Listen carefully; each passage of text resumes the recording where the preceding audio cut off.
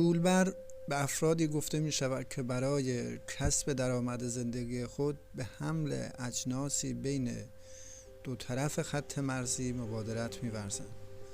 کولبران بیشتر در استانهای ارومیه، کردستان، کرمانشاه و سیستان و بلوچستان مشغول کار هستند.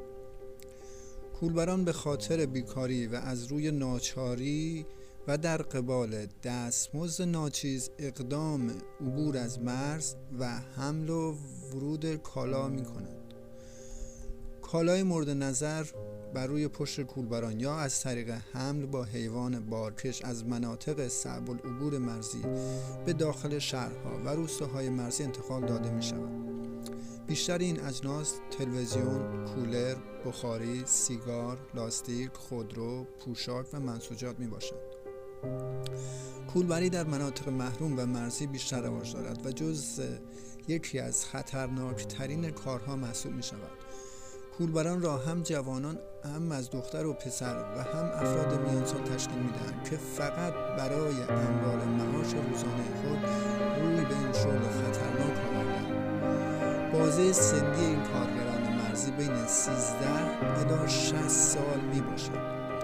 صدها نفر از کارگران کولبر جان خود را در مرزهای ایران از دست دادند. بیشتر آنها در حین گذر از مرز بدون اخطار قبلی هدف تیراندازی نیروهای مرزی قرار می‌گیرند. بیشترین آمار کشته شدگان کولبر به شهرهای مریوان، سردش، اشنویه، بانه، نوسود و کرمانشاه تعلق دارد. مقایسه شاخص‌های توسعه اقتصادی شهرهای مرزی با دیگر مناطق کشور از وجود نابرابری در امر سرمایه‌گذاری و توجه رژیم به این مناطق حکایت دارد.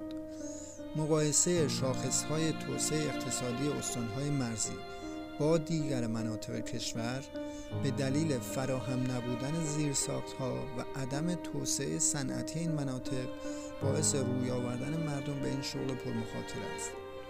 یکی از عوامل اصلی گسترش این عمل خطرناک نبودن فرصت‌های شغلی، همچنین نبود کارخانجات، سیستم سرمایه‌گذاری در شهرهای مرزی به خصوص استان کردستان به دلیل قرار نداشتن در طرح‌های عمرانی که باعث سیل عظیم هجوم کارگران به سوی کولبری شده است.